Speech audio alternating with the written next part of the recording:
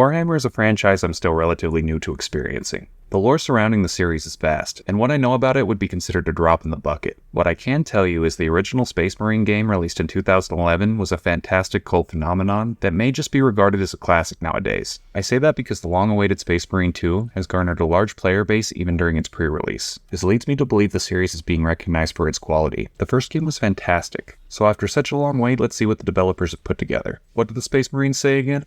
It's about time. Oh, that's not this series? Regardless, let's look at the story.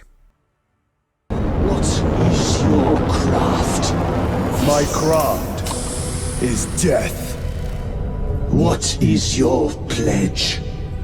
My pledge is eternal service. Space Marine 2 takes place 100 years after the first game, and we're still following the life of Captain Titus. He is currently being punished for the accusations laid against him at the end of Space Marine 1 by being placed in the Death Watch unit. This unit is responsible for going on suicide missions for this chapter of the Space Marines, an attempt for its members to gain penance. Something happens that forces Titus back into the respectable side of his Space Marine chapter, and from there it will be his responsibility to answer a few nagging questions plaguing the Space Marines.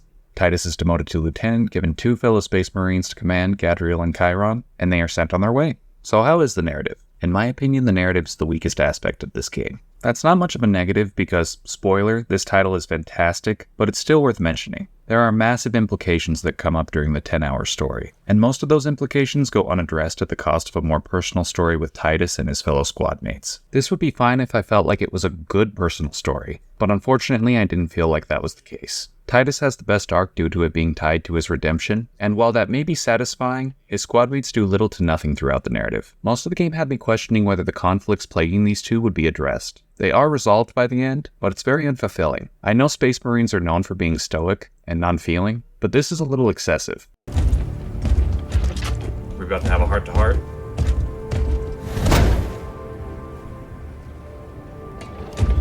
Nope. No, that was it.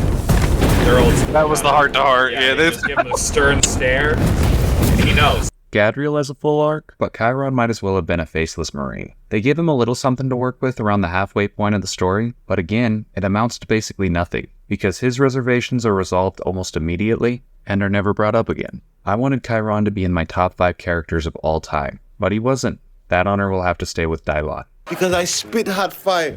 I'm describing an unfortunate situation because according to what I've said, the main story answers very little in a grand sense, and the personal relationship of our characters is lacking. Here's the good news. The story feels incredibly epic, even with its flaws. The scale of the universe does a lot of heavy lifting in this regard, but that's fine when it feels so grandiose. Sure, I was bummed that I didn't care about the characters that much, but how can I bitch when the universe appears to be at stake? The glory of the Emperor must be prioritized in this conflict. And who cares if Space Marines are subjectively religious fascists? We have a cause to fight for. The Emperor's light is my torch! Every second of this game is exciting, largely due to the gameplay, so let's talk about that.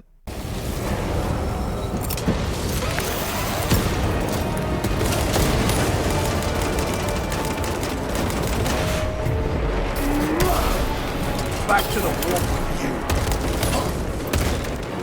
Space Marine 2 is all the high-octane fun you want it to be. Movement feels appropriately clunky due to the Space Marine's massive size, but that clunkiness is mainly for thematics instead of actual practicality. What I mean by that is I never felt like my movement was stifled while playing. For example, during the campaign you're given iframes while rolling, and that is crucial to surviving because when I was almost dead, you could catch me doing the roly-poly. This is far from your only option for self-preservation. As the player's armor and life are taken down, they are replaced with a depleting white health bar. If you manage to pull off an execution or a snapshot, you regain this health to continue the fight. Having these mechanics turns the game into a bloody brawl when you're trying to stay alive. The new Tyranid enemies are swarming you constantly, so if locking onto enemies and utilizing the wide arsenal of weapons fail you, and they start taking off your health, you'll need to pull out those close quarters tactics to replenish your life force. Ripping and tearing becomes your only option, and trust me when I say it's intense when you're continuously holding on by the skin of your teeth.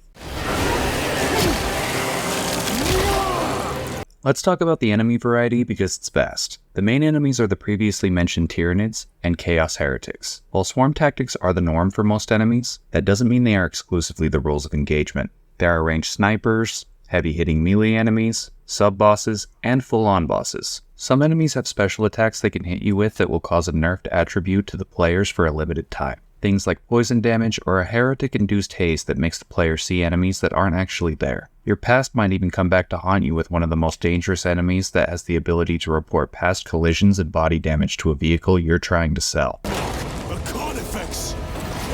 Oh god. Who asked for the Carfax? It's been in 2 accidents. Oh my god! It's not a clean title. Assume all of your defenses have failed you. The very competent AI partners will save you with a revive, or one of your friends can take on that burden, considering Space Marine 2 is 3-player co-op. The one catch to the revive system is, if you go down 3 times, you will die and be taken back to the last checkpoint. That rule applies to all players. If anyone dies, the checkpoint is reloaded. Either you all make it or nobody makes it. Like High School Musical, Space Marine follows the golden rule to remember. We're all in this together. You may have noticed I haven't mentioned any criticisms of the gameplay thus far. That's because I don't have any. The combat is outrageously satisfying, and when you're decimating hordes upon hordes of enemies, it's hard to feel anything but joy. I felt the need to smoke a cigarette after some missions because I was left with the same feeling I have after a good nut. That's gross. I apologize for being so graphic, but it's true. The gameplay can be summed up with one word that every game should strive to achieve. Fun. The developers made sure every second of Space Marine would be fun, and that's why the game is so good. The only time I'm not enjoying myself is when I'm forced to assemble at the door with my teammates for a few seconds before returning to more enjoyment. That's literally the only complaint I have about the gameplay front. So let's see if that can be said for the multiplayer. The arch enemy closes in on victory. Prospects deep scan ready.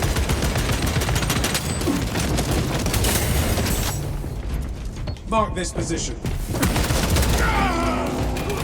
The first Space Marine had solid multiplayer, so I expected the second game in the franchise to follow suit. I expected it to be good, but the multiplayer is actually great. We have 2 aspects to mention: the side operations for cooperative play, and the competitive multiplayer referred to as Eternal War. Starting with the side operations, there are 6 on offer, and they subtly connect to the story of the campaign. The reason I'm including the operations in the multiplayer section of this video is that the game allows you to bring in your own customized Space Marine. And on top of that, you get to choose one of 6 classes that play entirely different from one another. If you're more defensive and tank-oriented, you can play as the Bulwark using his shield.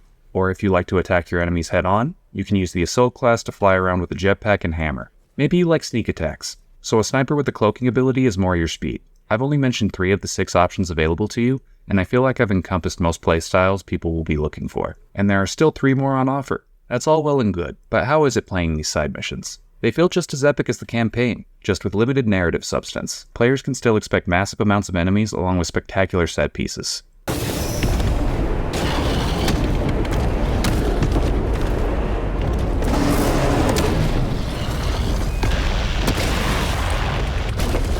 Brilliant, Damocles.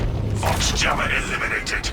The healing is also more forgiving in this mode, considering if you fully die after going down 3 times, you can spawn back into the mission to continue assisting your teammates. Once you complete an operation, a stat screen will be displayed to show exactly how well each player did, along with XP that can be used to purchase perks and buffs for each of your classes. These buffs don't carry over to the competitive multiplayer, considering that mode doesn't have a perk system. However, they are still mandatory if you want to tackle the harder difficulties of the side operations. I don't see how you can complete these missions without having maxed out your perks and having your friends on standby. Luckily, most of Space Marine's modes are drop-in, drop-out co-op, so if you need to phone a friend, that is possible. And if you don't have any friends, there is an option to search for players, and if you're antisocial like me, you can use the intuitive call-out system to avoid speaking to these people. I've only mentioned the cooperative modes at this point in the video, so what can be said for the competitive multiplayer? Well, I love everything about this mode. It feels old school in the best of ways. No loot boxes or battle royales to bog Eternal War down. We have 3 available modes: Team Deathmatch, King of the Hill, and Domination. All of them are a blast to play, and this multiplayer feels like a healthy mix of Halo and Gears of War. Blasting enemies in heavy-duty close combat is good stuff. When combat medals pop up on your screen after kicking ass, it's easy to get addicted. You still have 6 classes available, but the game only allows 2 players per team to use each class. This means there's a heavy focus on teamwork. Utilizing each class's abilities is mandatory. That means there are some great moments when everyone is playing to the best of their class's abilities. There are no stems to regain health in this mode, and the iframes while rolling have been disabled. So if you're too cavalier, expect that to reflect on your KD. Astartes, push for dominance. It's not all sunshine and rainbows though. The map variety is lacking, with only 6 on offer, and the spawns are old school, but this time in a bad way. They flip like a classic Call of Duty, so you can expect to get shot in the back if someone overextends into the map. Even worse than that, at the time of this video, you are only allowed to squad up with 3 friends at a time, despite teams consisting of 6 players. You may have 4 players that all want to play at once, but fuck that 4th friend, I guess. Get your money up, not your funny up. Big fucking move. Fuck out of here. While irritating, these complaints don't spoil the experience. I've loved playing this multiplayer, so let's see if the developers continue crushing it with the presentation. In the catacombs, Lou said all it took was a transference of alignment. And then he inverted something. An object. What of it? It was identical to that obelisk. Breathtaking, beautiful, and stunning are just some of the words that I think of when contemplating the presentation of Space Marine 2. There were so many things to look at in this game that impressed me. The character models are detailed and they even get affected by the environment. If you walk through mud or cut through an enemy, you can expect your armor to be painted in that filth. And if we're on the topic of the environment, we should talk about how detailed that is. Every area looks unique and captures the Warhammer universe perfectly. Huge hive cities, military installations, and boggy swamps added so much to each new level. And I thought it was cool that they made some of the environment destructible. It's nowhere near what can be seen with the Battlefield franchise, but you can definitely break some shit. There was a level where you were able to run through clumps of what appears to be bamboo. Xenos spotted! I did this shit for way too long, but it was scratching my brain. I couldn't help it. Everything feels cinematic. When you're hitting every execution and gunning down enemies with impunity, it's on par with any well-shot action movie. The sound design was the only thing that impressed me more than the visuals when it came to the presentation. All the voice acting is on point. It doesn't matter if it's the main cast, collectible audio logs, or the multiplayer announcer. These guys are putting in work. But the real highlight is the weapons. Space Marine has many different weapons to choose from, and not all of them are ballistics based. Some are based on energy, but it doesn't matter what gun you pick, because each of them packs a wallop. And when you're firing these things with surround sound headphones, you're going to feel it in your chest, along with some other places. Why are you like this? As I mentioned in the gameplay section, you can customize your Space Marine in the multiplayer, and the number of options here is excellent. That being said, the thing that really gets my motor running is that you can acquire most cosmetics using in-game currency.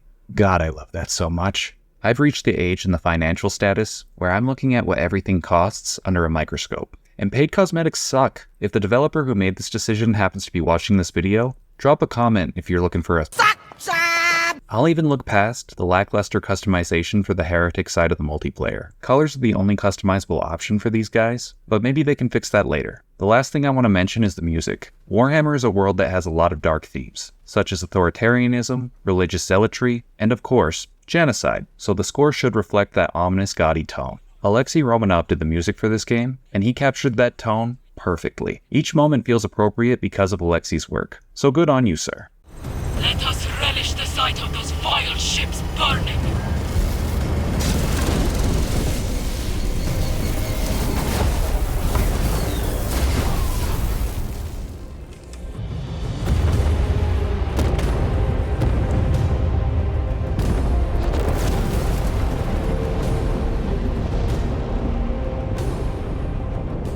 There was a long wait between Space Marine 1 and 2, but it was totally worth it. This is one of the best sequels I've ever played, and the incredible multiplayer will keep me coming back for years, assuming the population stays loyal, and I'm honestly optimistic on that front. The first game seemed to only get increasingly popular in the years after its release. That could be the case for this game, and who knows, we may even get a third game in the franchise. I will definitely pick up a third installment on day one if that happens.